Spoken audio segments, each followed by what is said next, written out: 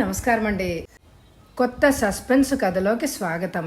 ఈరోజు నేను చదవబోయే కథ పేరు నాగరాణి. రచన వాణిశ్రీ గారు. చదువుతున్నది దేవి.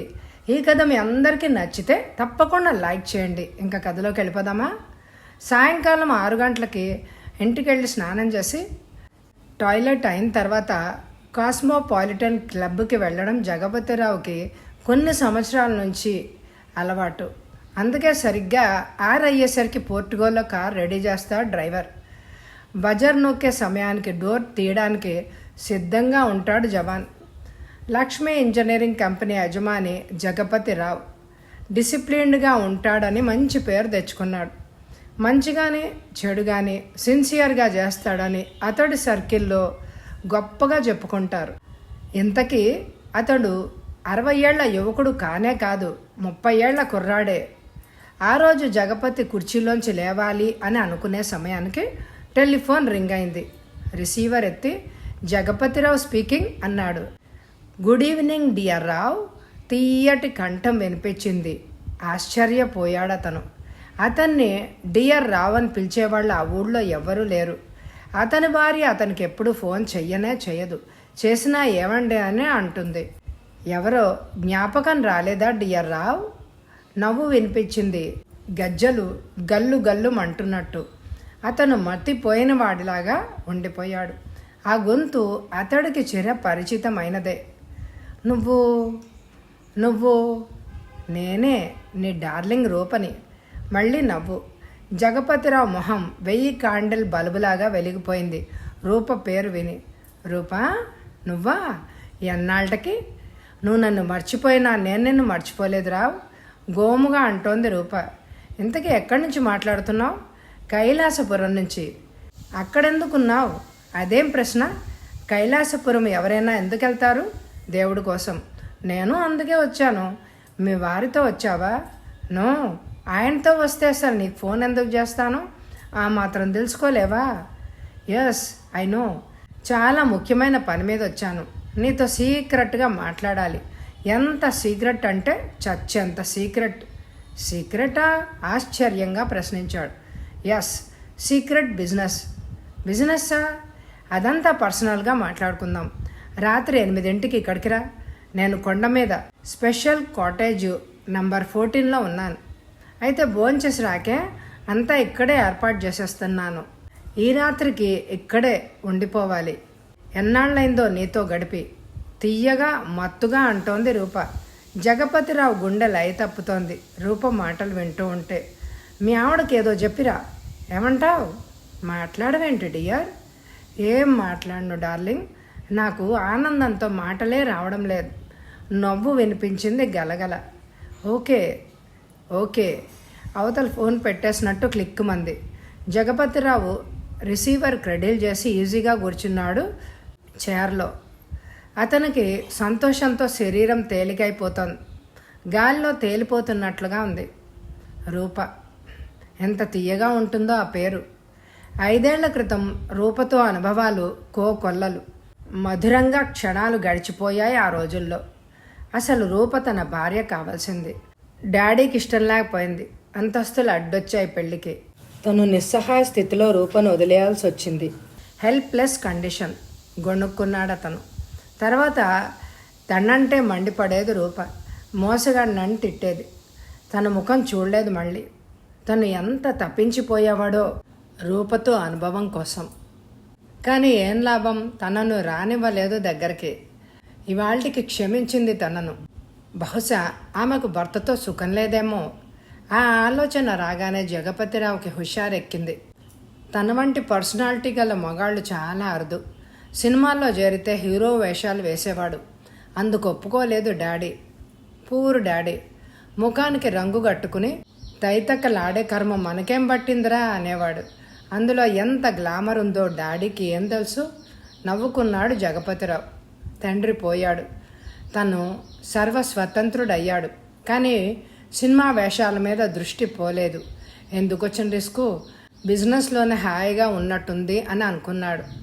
జగపతిరావు బజార్ నొక్కాడు. జవాన్ తలుపు నెట్టుకొని వచ్చి చేతులు కట్టుకొని ఆజ్ఞ అన్నట్టు నించున్నాడు. కార్ రెడీ చేయమను అన్నాడు. కైలాసపురం అక్కడికి 4 మైళ్ళ దూరంలో ఉంది. పురాణ కాలం నుంచి గొప్ప పుణ్యక్షేత్రంగా ప్రసిద్ధికెక్కింది. కొండ మీద శివాలయానికి బస్సులు వెళ్ళడానికి ఘాట్ రోడ్డు ఉంది. వచ్చే పోయే జనంతో ఎంతో సందడిగా కోలాహలంగా ఉంటుంది కైలాసపురం. జగపతిరావు హుషారుగా కార్ డ్రైవ్ చేసుకుంటూ వెళ్ళాడు. ఎన్నో ఏళ్ల తర్వాత తన పాత ప్రేయసిని కలవబోతున్నాను అనే సంతోషంతో ఉప్పొంగిపోతోంది మనసు. అరగంటలో కొండపైకి వెళ్ళిపోయాడు. కాటేజీ నెంబర్ 14 ముందు కారాపాడు. దూరంగా అందంగా ఉన్నాయి కాటేజీలు. కారు హారన్ శబ్దం విని కాటేజీ తలుపులు తెరుచుకున్నాయి. లోపల తెల్లటి ట్యూబ్లైట్ వెలుగులో నిల్చున్న రూపం చూసి క్షణం పాటు కళ్ళు పెద్దవి చేసి చూశాడు జగపతిరావు. ఎంత మారిపోయింది అనుకున్నాడు ఆశ్చర్యంగా. ఆ రోజుల్లో చీరలు కట్టుకుని మల్లెపూలాగా తాజాగా పరిమళిస్తూ ఉండేది. ఇప్పుడు లుంగి కట్టుకుని అర్ధనగ్నంగా మోడ్రన్గా క్లబ్ డాన్సర్ లాగా మురిపిస్తోంది. బాబ్డ్ హెయిర్లో రూపం చూసి అతడి కళ్ళు చెదిరాయి. అప్పటికన్నా బాగా ఒళ్ళు చేసింది. శరీరంలోని వంపు సొంపులన్నీ స్పష్టంగా కనిపించేటట్టు డ్రెస్ చేసుకుంటోంది. రూప అంత సెక్సీగా ఉంటుందని కల్లో కూడా ఊహించలేదు అతను. కమాన్, ఏమిటి అలా నిలబడిపోయావు అంది ఆమె. జగపతిరావు తేరుకున్నాడు. ఏం లేదు, నీలో వచ్చిన మార్పుకు ఆశ్చర్యపోతున్నాను అన్నాడు లోపలికి వస్తూ. మార్పు మానవ సహజం నవ్వింది ఆమె. జగపతిరావు లోపలికి రాగానే తలుపులు మూసి గడియ వేసింది. అమాంతం అతన్ని కౌగిల్లో బంధించి వేసింది. ఉక్కిరి బిక్కిరి చేస్తూ అతని ముఖాన్ని ముద్దులతో నింపేసింది. డియర్ రావు, నిన్ను వదిలి ఇంతకాలం ఎలా ఉన్నానో నాకే అర్థం కావడం లేదు గోముగానే అంది. జగపతిరావుకి స్వర్గంలో తేలిపోతున్నట్లుగా ఉంది ఆమె వెచ్చని కౌగిలి. నేను అంతే డార్లింగ్, అప్పుడు పిరికివాడిలాగా నిన్ను దక్కించుకోలేకపోయాను అన్నాడు విచారం వ్యక్తపరుస్తూ. ఆ రోజులు గుర్తు చెయ్యకు డియర్, అదంతా ఒక పీడకల. గతం లేదు మనకి, భవిష్యత్తు మాత్రమే. యవ్వనం ఎంతో కాలం ఉండదు, అందుకే వీలైనంత జుర్రుకుందాం అంది. జగపతిరావు గాల్లో తేలిపోయాడు. మొగలి సెంటు సువాసన గదంతా నిండిపోయి కొత్త ప్రపంచాన్ని సృష్టిస్తోంది. రూప ఉపయోగించిన ఖరీదైన కాస్మెటిక్ పరిమళాలు అతడికి మత్తు కలిగిస్తున్నాయి. ఆమెకి ఏదో గుర్తుకొచ్చినట్టుగా అతడి చేతుల్ని తన నడుము నుంచి తప్పించి పద భోంచేద్దామంది. అతడు తేరుకొని బాత్రూంలో మొహము సబ్బుతో కడుక్కున్నాడు. పౌడర్ రాసుకుని డైనింగ్ టేబుల్ ముందు కూర్చున్నాడు. రూప 2 గ్లాసులు విస్కీతో వాటర్తో నింపింది. ప్లేట్లలో జీడిపప్పు, నాన్ వెజిటేరియన్ డిషెస్ చూసి అతడి కళ్ళు తిరిగాయి. రూప అతనికి ఒక గ్లాస్ అందించింది. తను ఒక గ్లాస్ తీసుకుంది. చియర్స్ అంది గ్లాసుకు తగిలిస్తూ. అతడికి గుండెలో దడ పుట్టింది రూప చేష్టలకు. ఏంటి, నువ్వు తాగడం కూడా నేర్చుకున్నావా అని అడిగాడు. ఏ తప్ప, మగాడి బుద్ధి పోనిచ్చుకున్నావే కాదు అంది నవ్వుతూ. నోనో డార్లింగ్, ఆడవాళ్ళు తాగకూడదని కాదు అన్నాడు తత్తరపడిపోతూ. నేను అందరిలాంటి ఆడదాన్ని కాదు, ఆ సంగతి నువ్వే గ్రహిస్తావు డియర్ అంది. 1 గంట సేపు కబుర్లు చెప్పుకున్నారు. భోజనం పూర్తయిన తర్వాత బెడ్ మీద చేరుకున్నాడు రావు. అతనికి ఎంతో ఆత్రంగా ఉంది రూప పొందు కోసం. సెక్స్ ఆకలి కడుపులో వెర్రి తలలు వేస్తోంది. రూప నైట్ గౌన్లో మెరిసిపోతున్న అందంతో దంత శిల్పంలాగా కనిపిస్తోంది. ఆమె చేతిలో ఒక డైమండ్ నెక్లెస్ ఉంది. చూడు, ఈ నెక్లెస్ ఖరీదెంతో చెప్పు అంది అతని మీదకు విసురుతూ. అతడి కళ్ళు మెరిమెట్లు గొలిపాయి దాన్ని చూడగానే. ఎక్కడిది అన్నాడు నివ్వరిపోయి. దొంగతనం చేశాను తాపీగానే అంది. కరెంటు షాకు తిన్నట్లుగా అదిరిపడ్డాడు. మత్తు దిగిపోయినట్లయింది. వాట్ డూ యు మీన్ అన్నాడు. కంగారు పడకు మిస్టర్ రావు, ఈ రూప ఆనాటి రూప కాదు, సరికొత్త రూపం ఎత్తింది. నేను అప్పటి దరిద్రపు రూపం కాను. కోట్లున్నాయి నా దగ్గర, అండర్స్టాండ్ అంది. Is it? ఎస్. ఇప్పుడు చెప్పు, నీ ఆస్తి మొత్తం విలువ ఎంత? 10 లక్షలు ఉండొచ్చు. ఒక్క రోజులో నిన్ను 20 లక్షల ఆస్తికి అధిపతిని చేసేస్తాను. చిటిక వేసింది గమ్మత్తుగా. ఎలా చేస్తావు? విను, నా దగ్గర డైమండ్స్ బంగారం ఎంతో మూలుగుతోంది. అంతా దొంగతనం చేసి సంపాదించిందే. సగం ధరకు నీకు ఇచ్చేస్తాను, తీసుకో.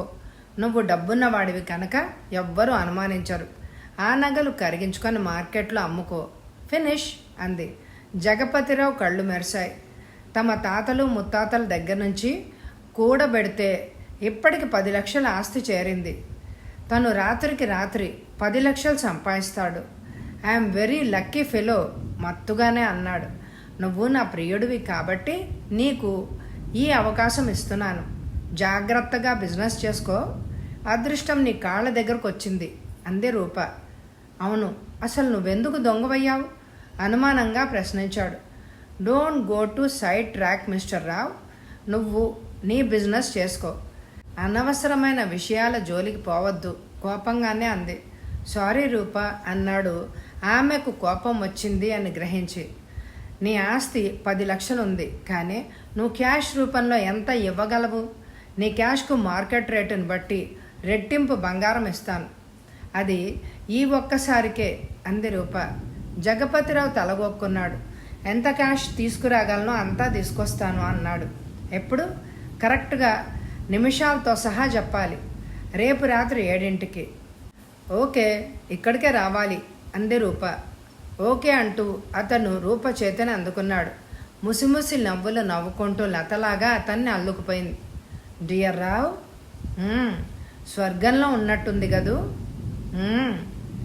మనం ఇలాగే స్వర్గానికి వెళ్ళిపోదామా? ఆల్ రైట్ అన్నాడు అతను. ముందు నువ్వు వెళ్ళు, తర్వాత నేను వస్తాను. నో, ఇద్దరం కలిసే ఇలాగే. ఓకే ఓకే ఆమె వికృతంగా నవ్వింది. 1వ నంబర్ కాటేజీలో జనం సందడిగా ఉన్నారు. మంగళ వాయిద్యాలు మ్రోగుతున్నాయి. రాఘవరావు తన 2 పిల్లలకు పుట్టు వెంట్రికలు తీయిస్తున్నాడు. అది హడావిడి. ఎవరి గొడవల్లో వాళ్ళుంటే దేవుడి ప్రసాదం ఉన్న వెండిగిన్నెను తస్కరించి కాటేజీ ప్రహరీ గోడ మీద కూర్చుని భోంచేస్తూ ఉంది ఒక కోతి. రాఘవరావు భార్య చూసింది. జనం గోడ దగ్గరికి రాగానే కోతి కంగారుపడి ఒక్క గెంతు గెంతింది. ఏదైనా స్టీల్ గిన్నె అయితే పోనీలే అని ఊరుకోవచ్చు. 200 విలువ చేసే వెండి గిన్నె చూస్తూ చూస్తే ఎలా ఊరుకోవడం? రాఘవరావు కర్ర పట్టుకొని కోతి వెంట పడ్డాడు. కోతి ముప్పతిప్పలు పెట్టింది అతన్ని.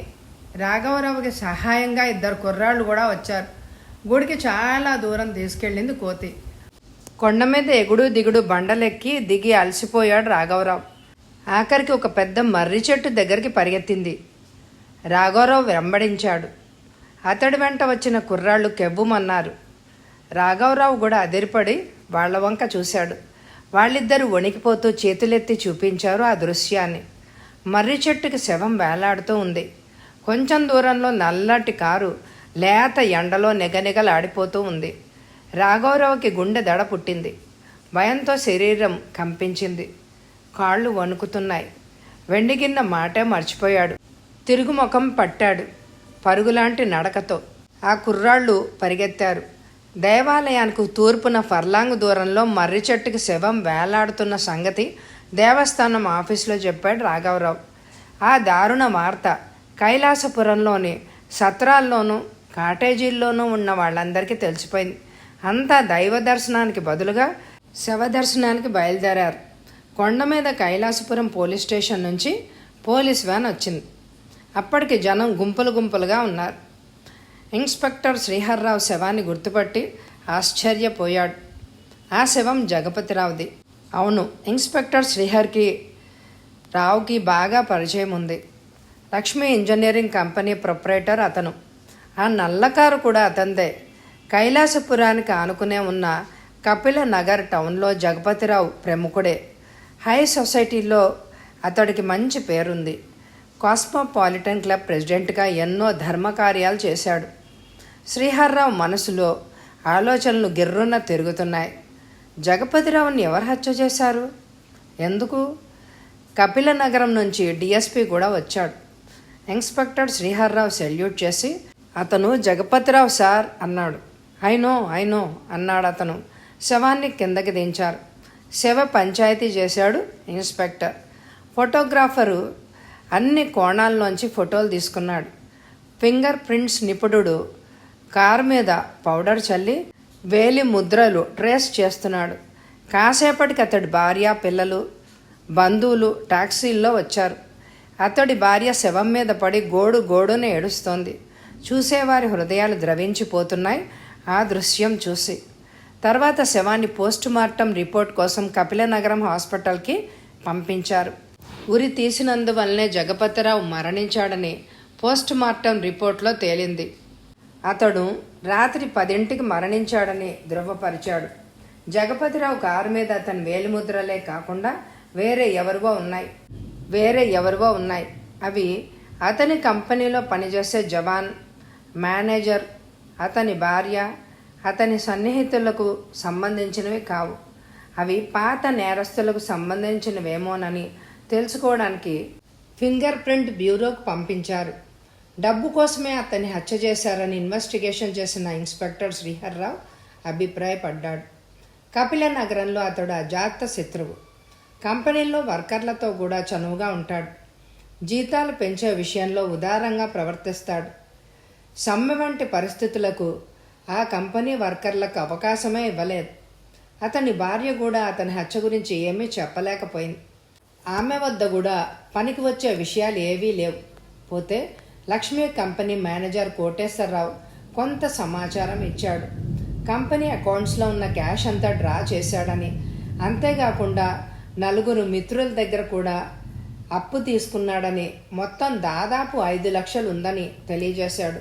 అంత డబ్బు ఎందుకు డ్రా చేస్తున్నారు అని అడిగితే ఏదో కొత్త బిజినెస్ స్టార్ట్ చేస్తున్నాడని మాత్రమే చెప్పాడట. అదేమిటో మాత్రం చెప్పలేదుట. కపిల నగరంలో ఏసీ సినిమా థియేటర్ కట్టించాలనే కోరిక జగపతిరావుకి గాఢంగా ఉందట.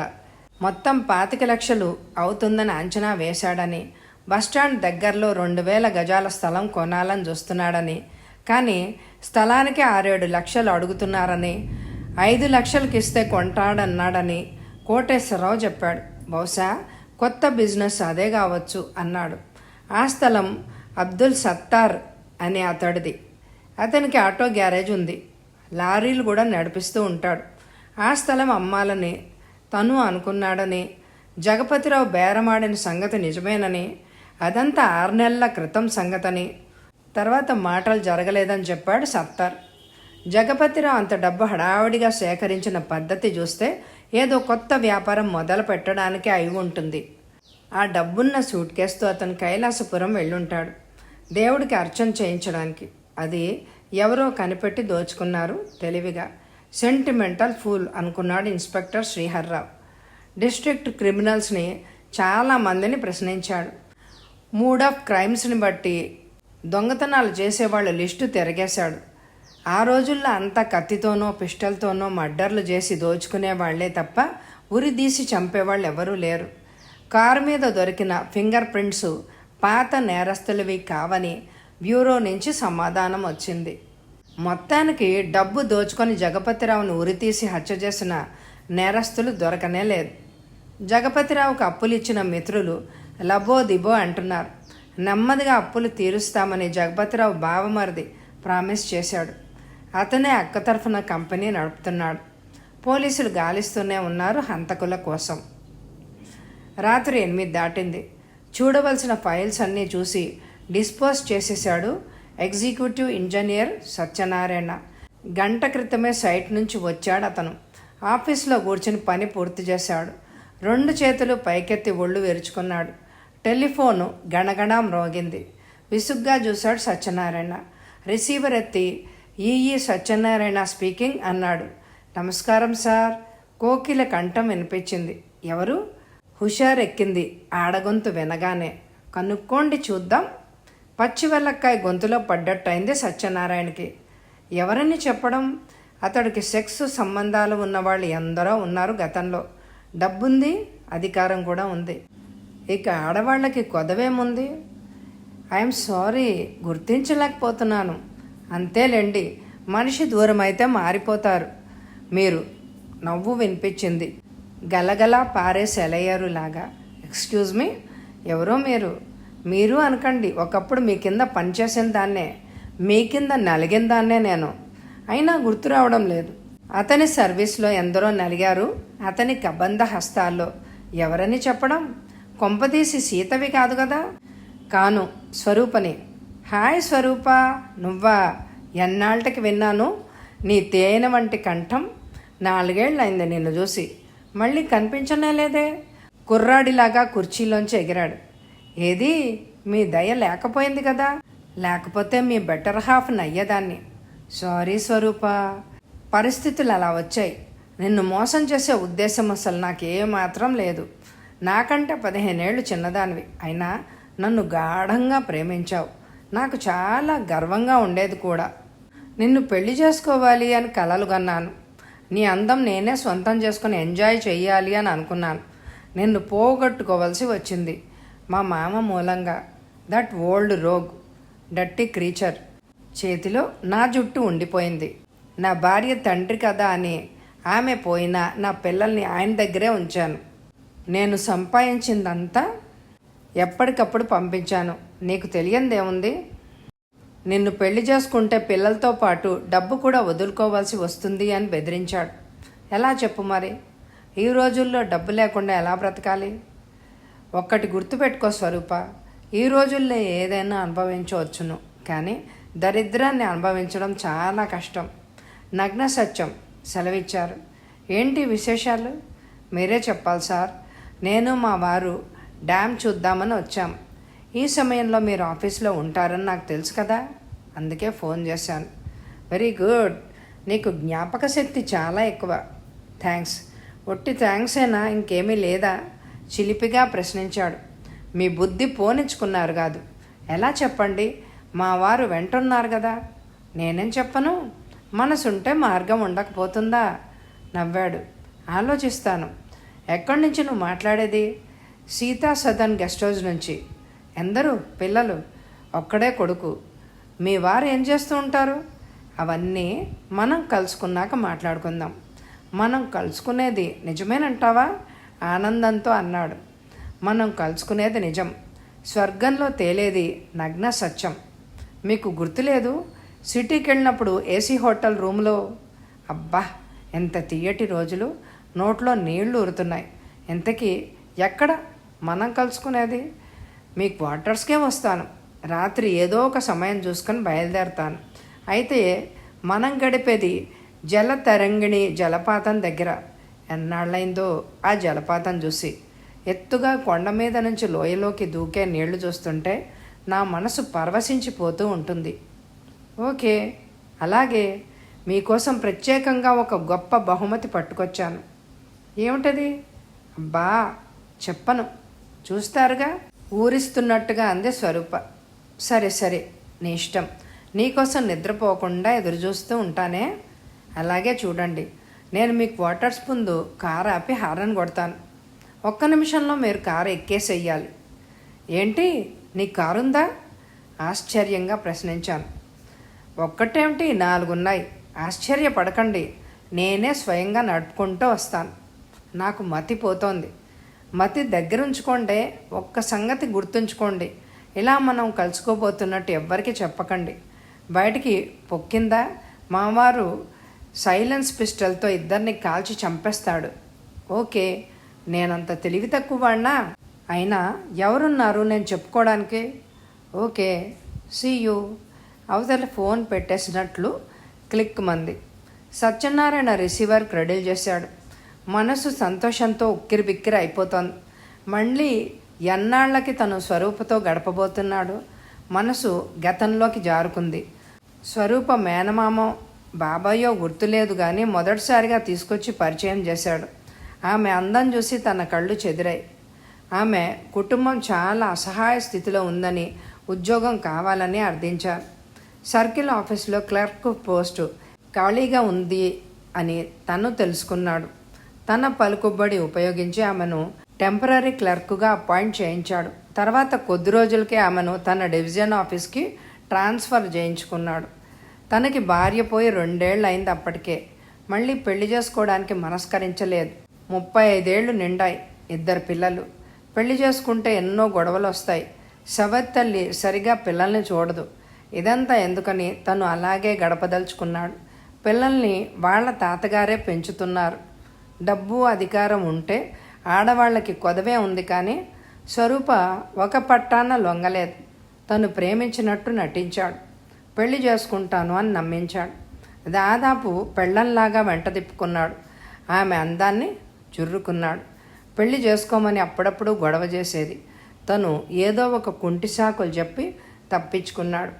అప్పటికి తమ సంగతి మామగారికి తెలిసింది. పెళ్లి చేసుకుంటే ఆస్తి ఇవ్వనని గొడవ పెట్టాడు. స్వరూపని ఎలాగైనా వదులుకోమని వార్నింగ్ ఇచ్చాడు.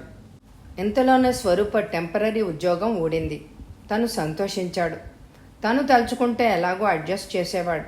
కానీ తను సహాయం చేయలేదు. తనను నిష్ఠూరమాడి వెళ్ళిపోయింది. మళ్ళీ ఇదే కనిపించడం.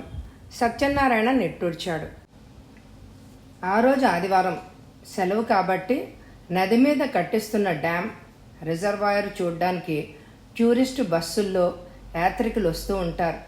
డ్యాముకు 10 మైళ్ళ దూరంలో జల తరంగిణి అనే జలపాతం ఉంది. 300 అడుగుల ఎత్తు నుంచి పడుతుంది నది లోయలోకి. దూది పింజలాంటి తెల్లటి మేఘాల్లాగా నీటి తుంపరలు అద్భుతంగా కనిపిస్తాయి. ఎంతసేపైనా అలా చూడాలి అని అనిపిస్తుంది ఆ జలపాత దృశ్యం. డ్యామ్ చూడ్డానికి వచ్చేవాళ్ళంతా జలపాతం చూడ్డానికి తప్పకుండా వస్తూ ఉంటారు. ఆ రోజు జలపాతం అందచందాలు తిలకిస్తున్న వాళ్ళకి లోయలో జలపాతం నదిలో కలిసే చోట తెల్లటి బట్టలు కట్టుకున్న వ్యక్తి విగత జీవుడై కనిపించాడు. శవాన్ని దగ్గరగా చూడడానికి చాలామంది కుర్రాళ్ళు లోయలోకి దిగారు. పల్చటి లాల్చి పైజమా ఉంది అతడికి. బట్టతల, చేతికి వాచి, పసుపు రంగులో మెరుస్తున్న ఉంగరం ఉన్నాయి అతనికి. 4-5 టూరిస్టు బస్సుల వాళ్ళు అక్కడ వివిధ దేశాల నుంచి వచ్చిన వాళ్ళు. అతను ఎవరో ఎవ్వరికీ తెలియదు. అక్కడ జలపాతం ఉంది కానీ గెస్ట్ హౌస్ లేదు. వాన వస్తే తలదాచుకునేందుకు జలపాతాన్ని చూడ్డానికి వీలుగాను ఒక రేకుల షెడ్డు మాత్రమే ఉంది. చీకటి పడితే నరసంచారం ఉండదు అక్కడ. టూరిస్టు బస్సుల వాళ్ళు డ్యాముకు వెళ్ళాక పోలీస్ స్టేషన్లో చెప్పారు జలపాతం దగ్గర ఒక శవం ఉందని. Circle inspector, sub inspector, head కానిస్టేబుళ్ళు వగైరా సిబ్బంది వ్యాన్లో బయలుదేరి వెళ్ళారు. ఆ శవాన్ని చూసి ఆశ్చర్యపోయారు పోలీసులు. అతను వాళ్ళందరికీ తెలిసినవాడే, ఎగ్జిక్యూటివ్ ఇంజనీర్ సత్యనారాయణ. జలపాతం పైనుంచి కింద పడ్డం వల్ల రాళ్లు తగిలి తల పగిలింది. నెత్తురు చాలా పోయి చనిపోయి ఉంటాడు.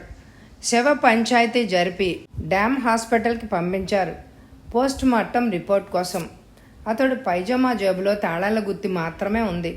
పోస్ట్ మార్టం చేశాక మార్చిరీలో ఉంచారు శవాన్ని. అతడికి డ్యాంలో బంధువులు ఎవ్వరూ లేరు. దాదాపు ఎకరం స్థలంలో ఉన్న పెద్ద క్వార్టర్స్లో ఒంటరిగా ఉంటున్నాడు. ఆ క్వార్టర్స్కి తాళాలు వేసి ఉంది. షెడ్లో జీప్ ఉంది. మరీ అంత దూరం ఎందుకు వెళ్ళాడో ఎలా వెళ్ళాడో అర్థం కావడం లేదు. అది అసలు హత్య లేక ఆత్మహత్య అనేది నిర్ధారణ చేయలేకపోతున్నారు. శనివారం రాత్రి 8 గంటలకి తనను వెళ్ళిపోమని తలుపు వేసుకున్నాడని ఇంట్లో పనిచేసే వీరయ్య అనే అతను చెప్పాడు. పోస్ట్ మార్టం రిపోర్ట్లో ఇంకా ఆశ్చర్యం కలిగించే విషయాలు బయటపడ్డాయి. అతను బాగా తాగి ఉన్నాడని తేలింది. అతను మధ్యంలో విషం కలిపి ఉందని డాక్టర్ చెప్పాడు.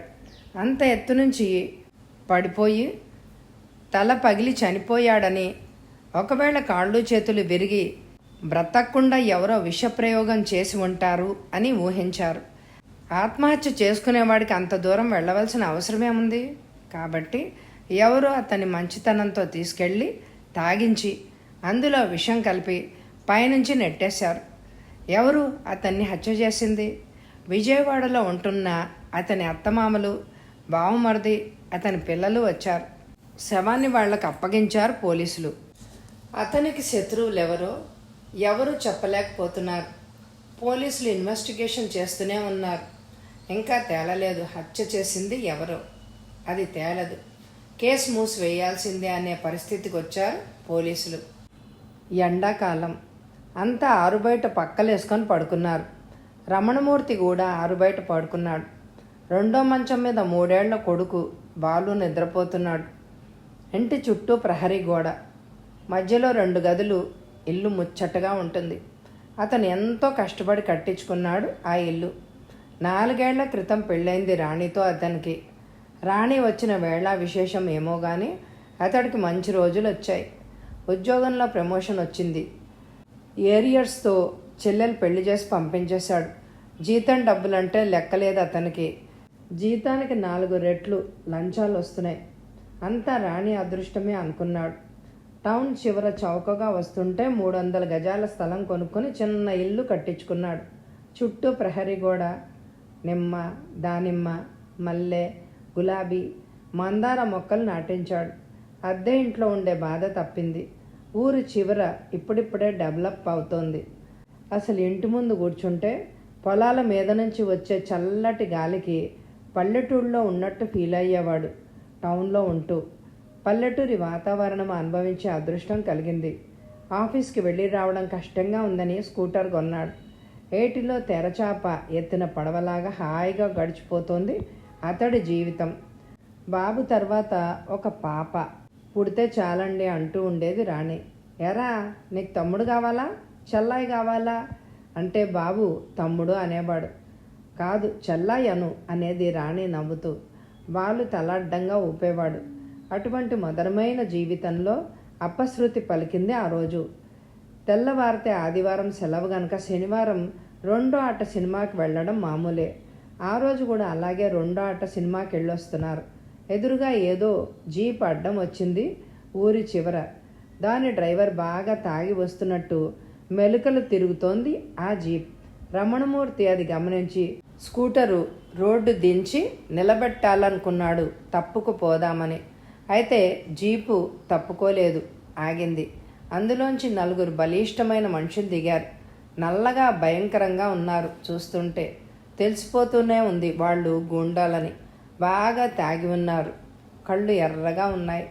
ఆ వెన్నల్లో వాళ్ళ దృష్టి రాణి మీద పడింది. దిగరా అన్నాడు ఒకడు. మరొకడు దిగేదాకా ఊరుకోలేదు. చొక్కా పట్టుకొని కిందకి లాగాడు. బాలు కెవ్వుమని అరిచాడు. రాణికి ఏడుపు ముంచుకొచ్చింది. బాబు, నా నగలన్నీ ఇచ్చేస్తా, మమ్మల్ని ఏం చేయకండి అంది. నగలు మాకెందుకే, నువ్వే కావాలి ఈ రాత్రికి అన్నాడు ఒకడు వెకటంగా నవ్వుతూ. అయ్యా, నన్ను వదలండి, నా జీవితం నాశనం చేయకండి అంటూ ఏడుస్తోంది రాణి. వాళ్ళకి హృదయాలు అంటూ ఉంటేగా ఆమె ఏడుపు విని కరగడానికి.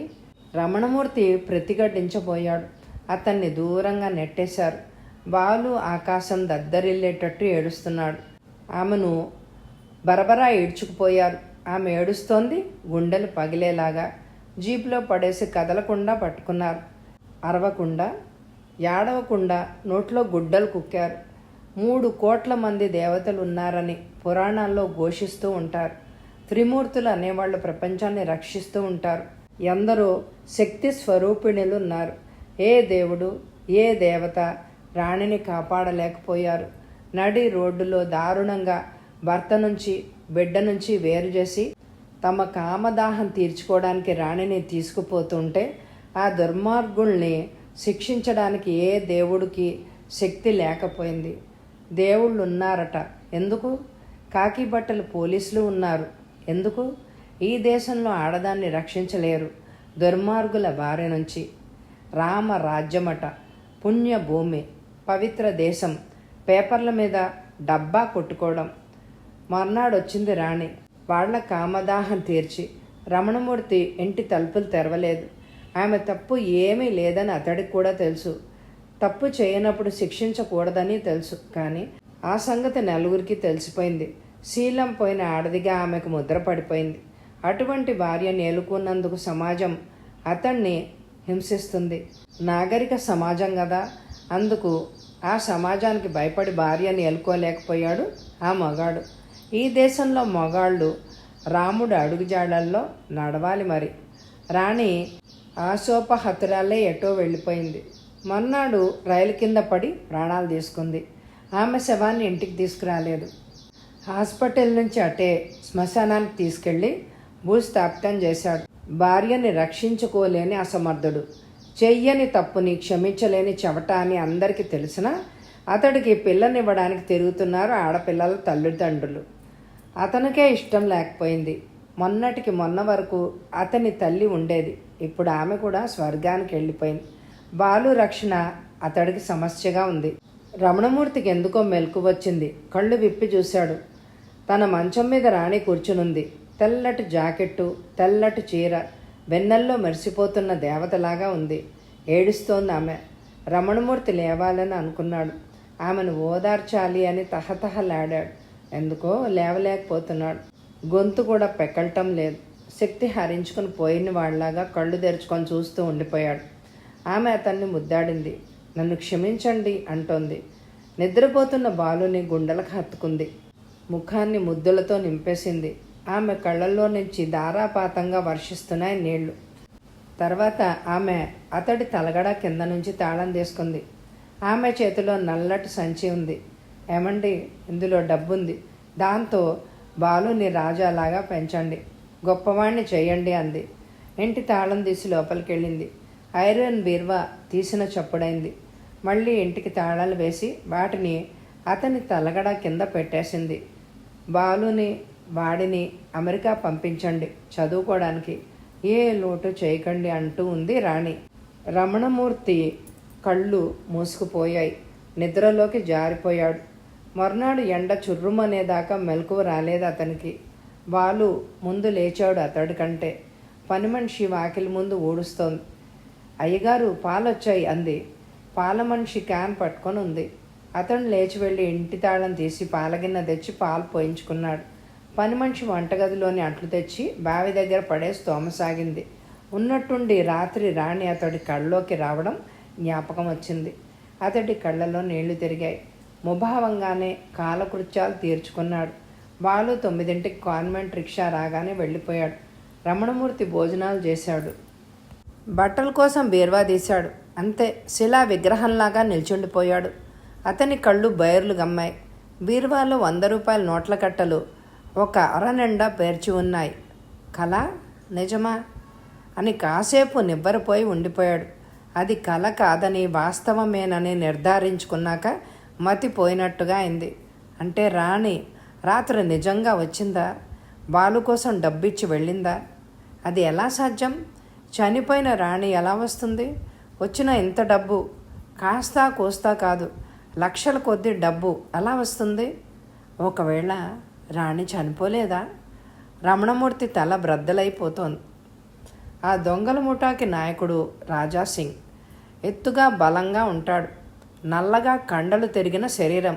చూస్తే ఎవరికైనా జంకు కలుగుతుంది. అతడు స్వతహాగా తెలివైనవాడు.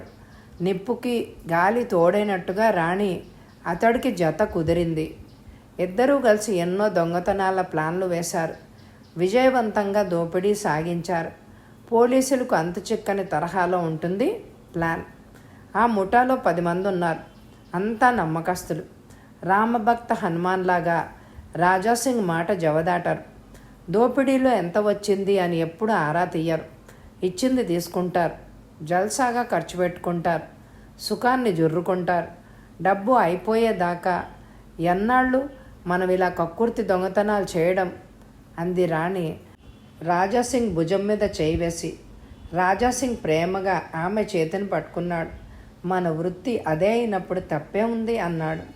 వాళ్ళిద్దరూ గాక దాసు, సిద్ధప్ప అని 2 ఉన్నారు గదిలో. సినిమాలో చూపించే దొంగల గుహలా లేదది. మోడరేట్గా విలువైన ఫర్నిచర్తో ఉంది. ఏసీ రూము చల్లగాలితో హాయిగా ఉంది. నాకు ఒక ఐడియా వచ్చింది. అంతా రాణి వంక చూశారు. ఇప్పుడు దేశంలో అంతా గరానా దొంగతనం చేస్తూ పెద్ద మనుషుల్లాగా తిరుగుతున్నారు. మనం చాటుగా దొంగతనాలు చేస్తూ చాటుగా తిరగడం ఎందుకు? ఎప్పుడో ఒకప్పుడు దొరికిపోతే జీవితాంతం జైల్లో పడి చావాలి కదా అంది. అయితే ఏం చేయమంటావు? అదంతా వాళ్ళ అదృష్టం అన్నాడు సింగ్. రాణి ముఖం గంభీరంగా అయింది. అదే తప్పు. ఎవరి అదృష్టం వాళ్ళ చేతుల్లోనే ఉంది. ఎలా చెప్పు చూద్దాం. మనం చిల్లర దొంగతనాలు మానేద్దాం. ఏదైనా పెద్ద దొంగతనం ఒకటే ప్లాన్ చేద్దాం. డబ్బంతా కూడేసి సిటీలో పెద్ద ఫ్యాక్టరీ పెట్టి పబ్లిక్గా బ్రతుకుదాం. స్వేచ్ఛగా జీవిద్దాం. ఇప్పుడు మనకి ఎంత డబ్బున్నా సుఖం లేదు కదా అంది. నీ ఆలోచన బాగానే ఉంది అన్నాడు దాసు. హాయిగా బ్రతకాలని ఎవరికి లేదు అన్నాడు సిద్ధప్ప. డబ్బుంటే సరా, మనం ఎలా ఫ్యాక్టరీలు పెట్టాలో తెలియాలి కదా. అది సరిగ్గా నడవాలి, లాభాలు రావాలి. లేకపోతే దివాళా తీసి రోడ్డు మీద పడతాం అనుమానంగా అన్నాడు సింగ్. భయం ఎందుకు? నేను లేను అన్నీ చూసుకోవడానికి.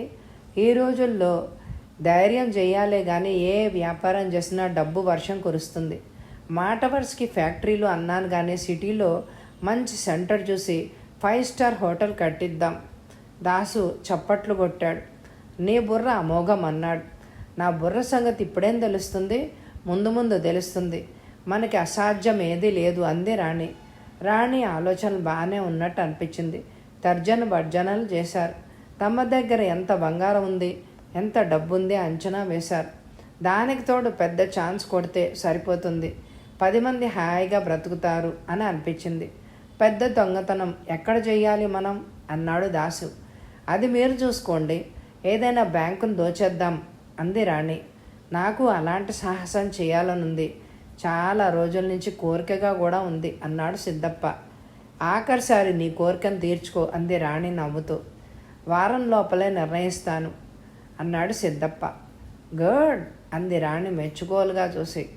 అనుకున్నట్లే 4 రోజుల్లో సిటీ అంతా సెర్చ్ చేసి తను దోపిడీ చెయ్యాలి అనుకున్న బ్యాంకుని ఎన్నుకున్నాడు సిద్ధప్ప. ఏబీసీ కాలనీ బ్యాంక్ అది. ఏబీసీ ఫ్యాక్టరీ కాలనీలో దాదాపు 10,000 మంది పనిచేస్తున్నారు. వాళ్ళకి 1వ తారీఖు జీతాలు ఇస్తారు. దాదాపు 8 లక్షలు డ్రా చేస్తారు ఫ్యాక్టరీ వాళ్ళు. నెలాఖరు రాత్రికి బ్యాంకును దోచెయ్యాలి. అదృష్టం బాగుంటే 15-20 లక్షలు దొరకవచ్చు. సిటీకి దూరంగా ఉంది కాబట్టి అట్టే ప్రమాదం లేదు. బ్యాంకు కూడా చుట్టూ ప్రహరీతో విశాలమైన కాంపౌండ్లో ఉంది. అందువల్ల దొంగతనం జరిగిన సంగతి తెల్లవారే వరకు ఎవ్వరూ తెలుసుకోలేరు. ఈ లోపల సురక్షితంగా బయటపడవచ్చు. రాణి, రాజాసింగ్ కూడా వెళ్ళి బ్యాంకు భవనం చూసొచ్చారు. పథకం సిద్ధం చేశారు. రాత్రి 2 గంటల ప్రాంతంలో ఆ కాలనీకి కరెంటు సప్లై చేసే ట్రాన్స్ఫార్మర్ వద్ద సప్లై ఆపేయాలి. ఆ టైంలో ఫ్యాక్టరీ పనిచేయదు కాబట్టి రిపేర్ కోసం ఎవ్వరూ వచ్చే ప్రసక్తి రాదు. అయినా ట్రాన్స్ఫార్మర్ దగ్గర ఒకళ్ళు రహస్యంగా కాపలా కాస్తూ ఉండాలి. సిద్ధప్ప దాసుల నాయకత్వంలో 7 బ్యాంక్ దోపిడీ పూర్తి చేశారు. 2 జీపులు సిద్ధంగా ఉంచుకోవాలి. ఒకటి ఏదైనా ట్రబుల్ ఇచ్చినా బాధ ఉండదు. ఈసారి రాజాసింగ్ని వెళ్ళొద్దు అంది రాణి. రాణి సలహా ప్రకారం పూర్తి బాధ్యత అసిస్టెంట్ల మీదే పెట్టాడు అతను. సిద్ధప్ప సాహసం చెయ్యాలనే మజాలో ఉన్నాడు. పోలీస్ కమిషనర్ ఇంటికి వెళ్ళి బట్టలు మార్చుకుంటున్నాడో లేదో టెలిఫోన్ మోగింది. విసుగ్గా ఎత్తి పోలీస్ కమిషనర్ స్పీకింగ్ అన్నాడు. కమిషనర్ గారేనా? అవును నేనే. ఇప్పుడు టైం ఎంతైంది? నన్ను టైం అడగడానిక నువ్వు ఫోన్ చేసింది? ఇంకెవరూ దొరకలేదా నీకు? కోపంగా అన్నాడు. టెలిఫోన్లో నవ్వు వినిపించింది. ఎందుకా నవ్వు? దబాయించాడు. కోప్పడకండి సార్, సమయానికి చేతికి వాచీ లేదు, అందుకే మిమ్మల్ని అడిగాను. మీకు ఫోన్ చేసింది టైం అడగడానికి కాదు, మీకు ఒక ఇంపార్టెంట్ అండ్ సీక్రెట్ ఇన్ఫర్మేషన్ ఇవ్వాలని. ఏమిటి? సీక్రెట్ ఇన్ఫర్మేషనేనా? ఎవరు నువ్వు? చెప్తాను, ముందు టైం చెప్పండి. 7. గుడ్, చెప్తాను వినండి. ఇంకొక 7 గంటల తర్వాత అంటే రాత్రి సరిగ్గా 2 గంటలకి ఏబీసీ కాలనీ బ్యాంక్ దోపిడీ చేయబడుతోంది. ఎలా తెలుసు నీకు? అవన్నీ అడగండి. ఎవరు నువ్వు? అది అడగండి ప్లీజ్. మీరు సీక్రెట్గా వ్యవహరించాలి. ఆ ముఠాను పట్టుకోండి. బయటపడితే వాళ్ళు చిక్కరు. ఫోన్ పెట్టేశారు. పోలీస్ కమిషనర్ ఆశ్చర్యపోతున్నాడు అంతా విని. రాత్రి 12ంటికి సిద్ధప్ప దాసుల నాయకత్వంలో 2 జీపుల్లో కావలసిన పరికరాలు సిద్ధం చేసుకొని వెళ్ళిపోయారు. ఇక మిగిలినది రాజాసింగ్ ఒక్కడే. అప్పటికే పూర్తి బాటిల్ పట్టించాడు. 2వది ఓపెన్ చేసింది రాణి. ఇక వద్దు రాణి, మత్తుగా అన్నాడు సింగ్. 1 గ్లాస్ తీసుకో అంది. సింగ్ ఆ గ్లాస్ చేతిలోకి తీసుకొని గటగటా తాగేశాడు. కుర్చీలోంచి లేచాడు. రాణి చేతిని పట్టుకుని బెడ్ మీదకు తూలాడు. ఆమె కళ్ళు ఎర్రగా ఉన్నాయి. మెడలో పులిగోరు పథకం తడతళ్ళలాడుతోంది. ఒంటి మీద బట్టలు ఏవీ లేవు అతడికి. లుంగి మాత్రమే కట్టుకున్నాడు. రాణి కూడా పల్చటి నైట్ గౌను రోజా రంగుది వేసుకుంది. దేవతా వస్త్రంలాగా అది ఉన్నా లేదనిపించేటట్టు ఆమె శరీరంలోని ముంపు సొంపులన్నీ స్పష్టంగా కనిపిస్తున్నాయి. సింగుకి పిచ్చెక్కిపోతోంది ఆమె అందం చూసి. రోజు అనుభవించినా తనివి తీరడం లేదు అతడికి. ఆమెతో అనుభవం నిత్య నూతనంగా ఉంటుంది సింగుకి. రోజు కన్నా ఆమె ఆ రోజు ఎందుకో బాగా మేకప్ చేసుకుంది. అది అతని ముందే. ముఖానికి మాత్రమే పూసుకునే క్రీము ఒంటి నిండా పట్టించింది. ముందుగా పౌడర్ రాసుకుంది. శరీరం అంతా డబ్బా ఖాళీ అయ్యే వరకు ఫారెన్ సెంట్ బాటిల్స్ 4 ఓపెన్ చేసి తన నైట్ గౌన్ మీద, రాజాసింగ్ లుంగి మీద, బెడ్ మీద ఒలికించింది. ఏసీ రూమ్ రకరకాల పరిమళాలతో ముక్కులు పగలగొట్టేటట్టు నిండిపోయింది. సింగ్ ఆమె చర్యలన్నీ గమనిస్తున్నాడు. ఆమెకు ఎంతో సంతోషంగా ఉంది ఈ రాత్రి అని అనుకున్నాడు. ఆమె విస్కీ సీసాలోంచి మరో గ్లాసు పంపి సింగ్తో తాగిచ్చింది. అయిష్టంగానే తాగాడు. రా రా అంటూ పిలిచాడు పిచ్చివాళ్లాగా. రాణి పిచ్చి పిచ్చిగా నవ్వింది. ఎందుకు అంది. అందుకే నవ్వాడు. అందుకు ఇది కాదు సమయం అంది. ఏ చెప్తున్నాను.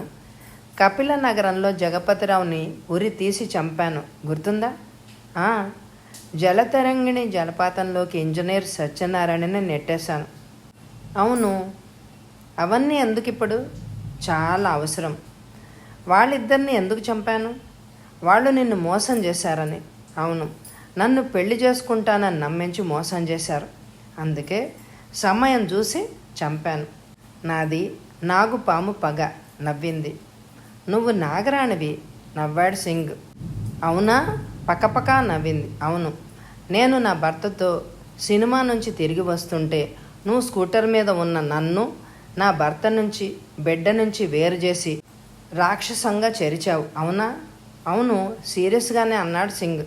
మరి నేను నాగరాణిని అయితే నీ మీద పగ తీర్చుకోవద్దా?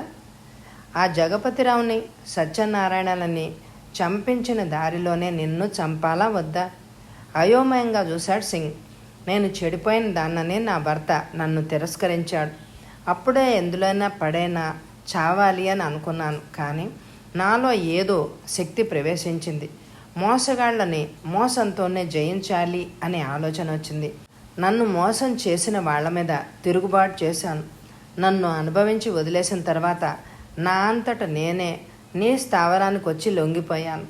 భర్త ఎటు వదిలేశాడు కాబట్టి నీకు ఉంపుడు గత్తగా ఉంటానని ప్రాధేయపడ్డాను. నువ్వు ఒప్పుకున్నాం. నీ మట్టి బుర్ర ఊహలకు అందకుండా నీ సహాయంతోనే నన్ను మోసం చేసిన వాళ్ళందరినీ చంపాను. నా బిడ్డ భవిష్యత్తు కోసం అంతులేని డబ్బు ఇచ్చాను నా భర్తకి. నేను అక్కర్లేకపోయినా నేనిచ్చిన డబ్బు సహిస్తాడు అని నాకు తెలుసు. ఇక నేను చేయాల్సిన పని ఏమీ లేదు ఈ లోకంలో. నిన్ను చంపడం ఒకటే మిగిలింది అంది నాగరాణి. సింగ్ బిత్తరపోయి చూస్తున్నాడు. నన్ను చంపుతావా? ఏమిట్రా పశువా, ఇప్పటికే సగం చచ్చావు. నువ్వు చివరిసారిగా తాగిన విస్కీలో విషం కలిపాను. ఇంకా సేపటికి నువ్వు చేస్తావు. బ్యాంకు దోపిడీ చేస్తున్నారని పోలీసులకి తెలియజేశాను. వాళ్ళు అక్కడ పట్టుబడి జైల్లోకి పోతారు. ఇక్కడ ఉన్నదంతా మూటగట్టి ఉంచాను. హాయిగా నేను వెళ్ళిపోతాను నా కొడుకు దగ్గరికి. ఇప్పుడు లక్షాధికారిణిని కాబట్టి నా భర్త కూడా నా దగ్గర కుక్కలా పడుంటాడు. ఉండకపోయినా నాకేం బాధ లేదు.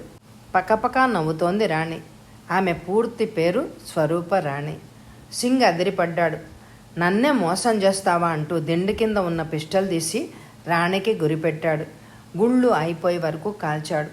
రక్తపు మడుగులో గిలగిలా కొట్టుకొని ప్రాణాలు వదిలింది రాణి. సింగ్ తాగిన విషం పనిచేయసాగింది. స్పృహ తప్పి ఆమె మీదే పడిపోయాడు. కథ సమాప్తం. ఈ కథ మీ అందరికీ నచ్చితే తప్పకుండా లైక్ చేయండి. మీ లైక్స్ నాకెంతో ముఖ్యం. ఎందుకంటే ఈ వీడియో ఇంకొంచెం మందికి చూపించబడుతుంది. మరి తప్పకుండా ఎక్కువ లైక్లు ఇవ్వండి. Thank you very much my dear friends.